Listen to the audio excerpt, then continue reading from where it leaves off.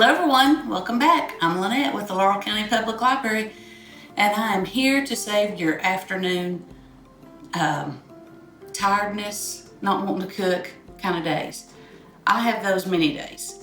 You come in, you're tired from work, and the first thing you hear your family say is, what we gonna eat? I get so tired of that sometimes. So today, Elena and I are having a marathon cooking day, and we're trying to put several things away in the freezer, have those meals ready for on days that we just don't want to have to step into the kitchen and do a whole lot. One thing that we absolutely love in this house is lasagna, and I enjoy making lasagna. This is a recipe that I've used for several years, but I'm doing it a little bit different today. I'm going to be putting it in these little containers. Now, according to the size of your family will determine the container size that you need. I am hopeful that I can get 3 good sized servings out of these for me and Kevin and Elena, and we'll be good. You can find these containers anywhere. I always suggest getting ones that have the paper lid so that you can write on top of that so that you know what it is, and if there's special baking or thawing directions that you need, you can put those on there. Okay, so I think I ordered those on Amazon, but again, you can find them just about anywhere. So with a good lasagna, you have to have a cheesy filling, right? So here's how ours goes. We're going to use 32 ounces of the small curd cottage cheese. When Elena was in college and Kevin was living in Birmingham and Evansville and everything, not here, I would cook and I'd just freeze stuff and take it to them. So kind of give them a little taste of home. It does help. So there's our cottage cheese, and we're going to put a half a cup of Parmesan, grated Parmesan, a cup of ricotta, which I absolutely love. It's so creamy and so delicious. It's wonderful for dishes like this. And then we need 3 eggs. And I'm acting like I'm confident I won't get shells in there. Let's hope I don't. There's 2 and 3. Now the recipe calls for fresh parsley. I do not have fresh parsley, so I have some dried parsley. I'm not really even going to measure it. I'm just going to kind of shake it till I'm happy. That looks good. And then we're just going to mix this up. I'll put that back in the freezer until, or not in the freezer, in the refrigerator until everything else is ready to mix with it. Pasta dishes like lasagna and those kinds of things, they freeze so well. And honestly, when you're making one, it doesn't take a whole lot of effort to make an extra one. So if you've never tried that, try it next time. You may be surprised.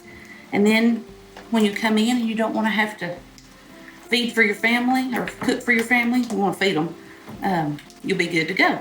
All right, so there's our filling. We'll set that aside for just a minute. Line a step over here. We have to have a sauce. So this sauce is simple. It is 24 ounces of tomato sauce. 3 little 8-ounce cans here. You might find bigger cans.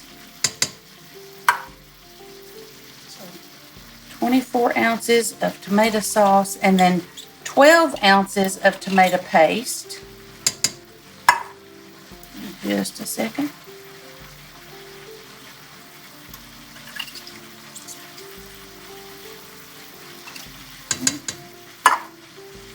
Most of the time tomato paste is sold in little 6-ounce cans, but this was a 12-ounce can, so I thought, well, that's neat. So I needed 12 ounces, so there we go.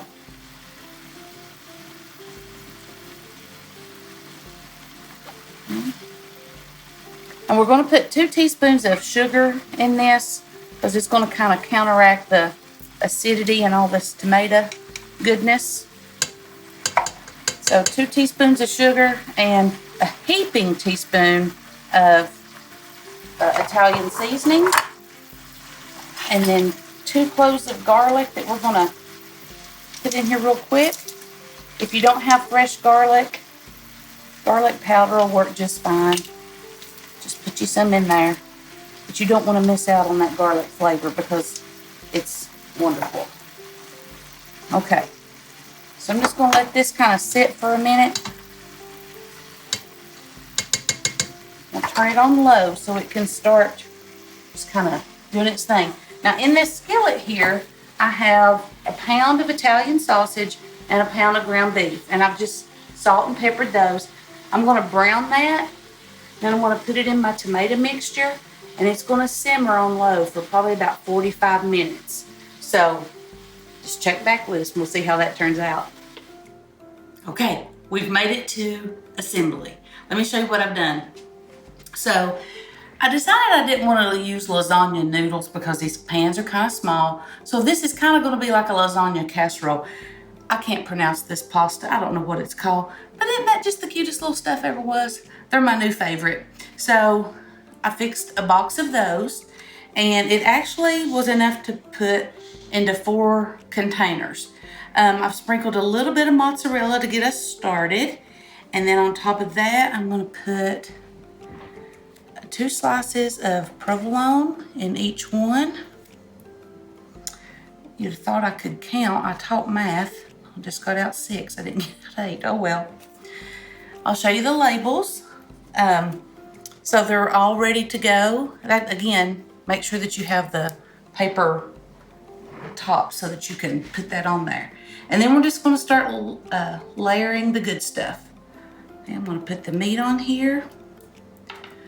I'm going to fill it full. I'm hoping I can do a layer of meat, a layer of the cheesy stuff, and then another layer of the meat is my goal for each one. So I'm really just going to mash that pasta down a little bit. Okay. And you know what I'm thinking the whole time I'm doing this? This is 4 nights that I don't have to hear, what are we going to eat? I'm excited about it already. All right, Lana, get wherever you gotta get there to see what we're doing. This smells so good. So we can come in and we can just put a salad or something like that with this. We're good to go. We are good to go. Okay, so I'm gonna come now with a cheese mixture.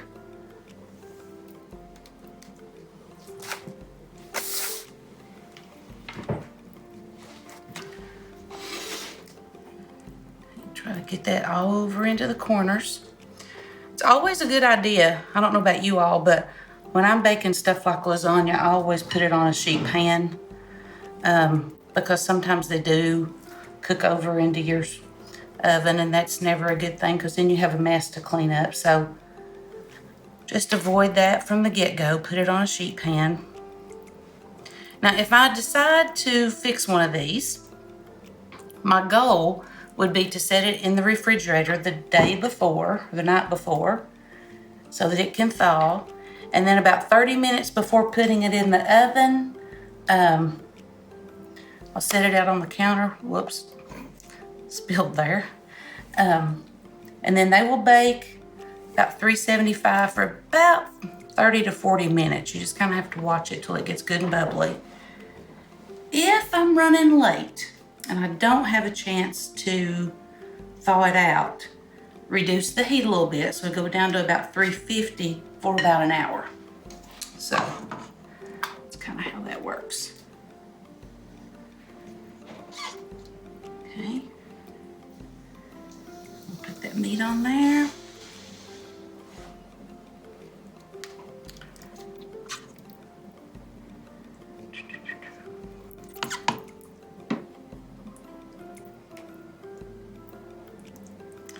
Now, I like to wait for that layer of mozzarella that's always on the top.